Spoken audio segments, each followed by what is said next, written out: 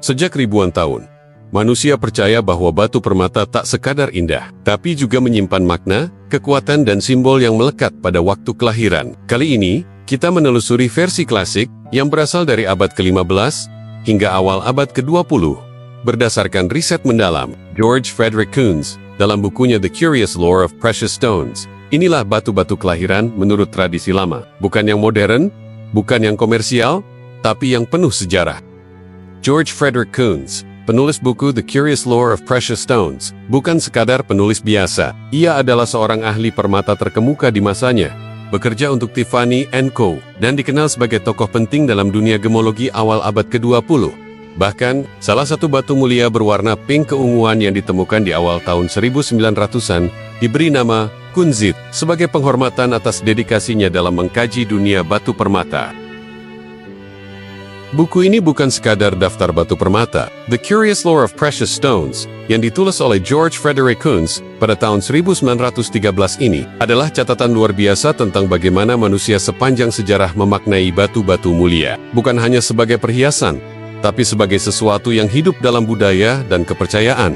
Di dalamnya dibahas berbagai hal, perasaan dan keyakinan yang dikaitkan dengan batu permata, cerita rakyat dan kepercayaan kuno, tahayul, simbolisme dan mistisisme, penggunaan batu dalam dunia pengobatan, peranannya sebagai pelindung dan penangkal bahaya, fungsi dalam konteks agama dan ramalan, praktik melihat masa depan lewat kristal, batu kelahiran, batu keberuntungan dan jimat, serta hubungannya dengan ilmu perbintangan, zodiak dan planet-planet. Dan untuk video kali ini kita akan membahas khusus bab 9 tentang birthstone atau batu kelahiran. Mungkin lain kali kita bahas bab-bab yang lain dari buku yang sangat menarik ini. Bagi teman-teman yang berminat membaca buku ini, silahkan download. Linknya sudah saya sertakan di deskripsi video. Yuk, langsung saja kita mulai pembahasannya. Bulan Januari.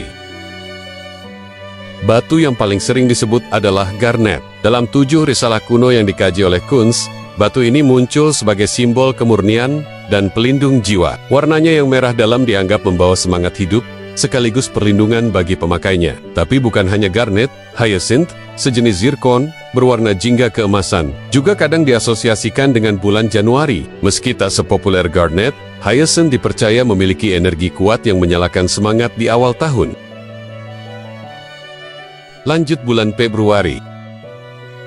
Tak ada batu yang lebih dominan dari ametis. Dalam 8 dari 10 referensi kuno, batu ungu ini dipercaya membawa kejernihan pikiran dan bahkan disebut sebagai penawar mabuk. Bukan hanya secara fisik, tapi juga untuk jiwa yang sedang limbung atau kehilangan arah. Di sisi lain, ada hyacinth yang muncul sekali, membawa rona jingga yang hangat dan kekuatan batin tersembunyi. Sementara itu, pearl atau mutiara hadir sebagai simbol kesucian dan kontemplasi, cocok untuk mereka yang lahir di bulan penuh refleksi ini. Kita lanjut lagi ke bulan Maret. Bulan ini dihiasi oleh 2 batu yang sama-sama punya karakter kuat, jasper dan bloodstone. Jasper, yang muncul dalam 5 referensi, dikenal sebagai batu bumi, membumi, stabil, dan membawa ketenangan bagi pemiliknya. Warnanya yang hangat dan padat membuatnya dipercaya sebagai penyeimbang emosi dan pemberi keteguhan. Sementara itu bloodstone, batu hijau gelap dengan bercak merah, hadir dalam 4 catatan kuno, sering dilambangkan sebagai simbol keberanian dan kekuatan hidup. Keduanya seperti mewakili 2 sisi Maret, ketenangan yang dalam dan semangat yang menyala. Berikutnya adalah bulan April.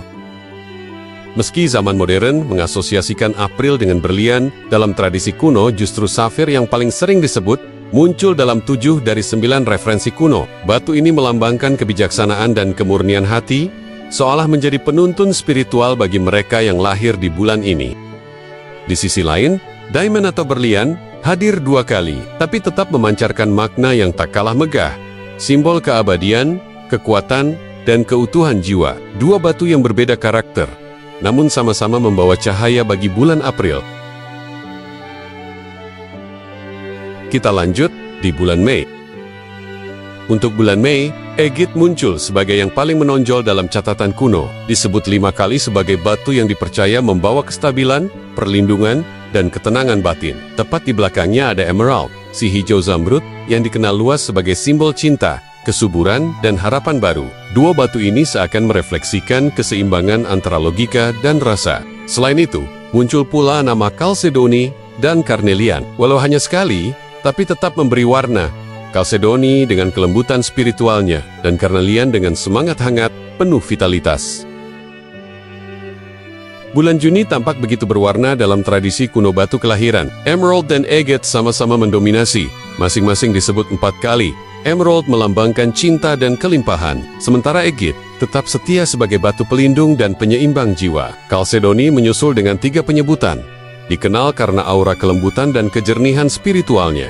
Lalu hadir pula 3 batu lain, yang lebih jarang disebut namun tak kalah menarik. Turquoise si peneduh batin, pearl simbol kemurnian, dan cat's eye, batu unik yang dipercaya membawa intuisi dan perlindungan dari bahaya tersembunyi. Juni seolah dirancang sebagai bulan penuh lapisan energi dan makna. Di bulan Juli, sorotan utama jatuh pada onyx, disebut 5 kali dalam catatan kuno sebagai batu yang merepresentasikan keheningan batin dan penyerap kesedihan. Ia seperti penjaga sunyi yang diam-diam menguatkan.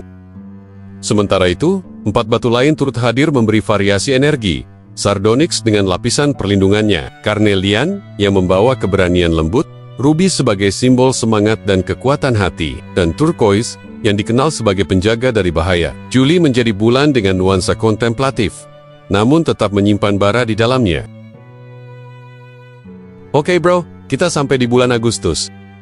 Nah, di bulan Agustus ini dipenuhi batu-batu yang membakar semangat. Karnelian disebut 5 kali, tampil sebagai batu utama yang membawa keberanian, vitalitas, dan semangat juang. Disusul oleh Sardonyx, yang memperkuat karakter lewat lapisan keteguhan dan perlindungan emosional. Namun, tak hanya soal kekuatan, Agustus juga menyimpan sisi spiritual. Moonstone hadir dengan kilau lembutnya, membantu mengasah intuisi dan kepekaan jiwa. Sedangkan Topaz dan Alexandrite menyusul sebagai batu yang memperkuat energi mental, fokus, dan transformasi batin, sebuah kombinasi sempurna antara nyala api dan cahaya dalam. Kita lanjutkan lagi ke bulan September. Di antara catatan batu kelahiran kuno, chrysolite, atau yang kini kita kenal sebagai peridot, muncul paling sering untuk bulan September, disebut hingga 3 kali. Batu hijau kekuningan ini dipercaya membawa kejernihan pikiran, penglihatan batin, dan perlindungan spiritual. Ia seperti cahaya lembut yang menuntun di tengah kegelapan. Menyusul di belakangnya, Sardonyx hadir sebagai batu pendukung, menawarkan kekuatan karakter dan kestabilan emosi. September menjadi bulan bagi mereka yang mencari kejelasan, arah, dan ketenangan dalam langkah. Bulan Oktober dikuasai oleh batu-batu dari keluarga Beryl, yang disebut hingga 8 kali dalam tradisi kuno. Batu ini dikenal membawa ketenangan, kejernihan hati, dan kejituan dalam berpikir. Salah satu varietasnya, aquamarine, juga tampil menonjol, disebut 5 kali, mewakili energi lembut seperti air yang menenangkan, serta dipercaya sebagai pelindung bagi para pelaut dan pengelana. Sementara itu, opal hadir sebagai tambahan yang penuh warna dan misteri. Batu yang sering dikaitkan dengan harapan dan inspirasi artistik. Oktober terasa seperti bulan di mana kedamaian dan imajinasi berjalan berdampingan. Di bulan November, Topaz berdiri paling menonjol, disebut dalam 8 referensi kuno sebagai batu yang membawa penyembuhan emosi, ketenangan pikiran, dan keseimbangan batin.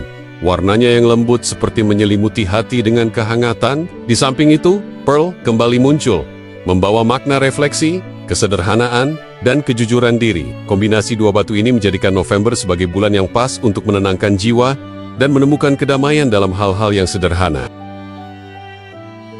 Dan yang terakhir, bulan Desember ditandai dengan cahaya kuat dari ruby yang muncul dalam 6 referensi dan dikenal sebagai batu kekuatan, gairah hidup, dan wibawa pribadi. Ruby seolah menjadi api yang menghangatkan penghujung tahun. Di sisinya, hadir turquoise sebanyak 2 kali, batu pelindung yang dipercaya membawa keberuntungan dan ketenangan batin. Sementara chrysoprase dengan nuansa hijaunya yang menyejukkan, serta bloodstone, batu keberanian spiritual, turut melengkapi bulan ini dengan stabilitas dan keteguhan hati. Desember menjadi penutup tahun yang penuh energi, keyakinan, dan harapan baru. Selama berabad-abad, sejarah manusia telah mengenal dan memaknai batu permata bukan sekadar sebagai benda indah, melainkan sebagai simbol harapan, perlindungan, dan jati diri. Dari kelahiran hingga kematian, dari takhta para raja hingga jimat di saku rakyat jelata, setiap batu menyimpan jejak peradaban dan budaya yang tak ternilai. Mengenakan batu kelahiran adalah seperti mengenakan serpihan sejarah, sebuah warisan diam yang terus bersinar melewati generasi. Maka, mari kita terus menghargai bukan hanya keindahannya, tapi juga kisah yang dibawanya.